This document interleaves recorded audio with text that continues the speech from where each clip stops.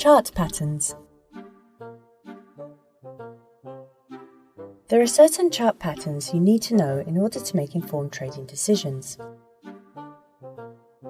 If you can identify certain patterns on the chart, you'll be able to know when there is going to be a change or reverse of direction, or when a breakout is about to happen, enabling you to take advantage of the situation and succeed on the market by using a part of technical analysis to help you form an overall opinion.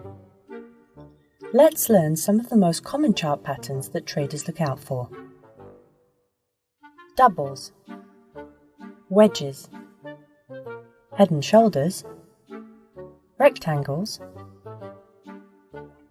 pennants, and triangles.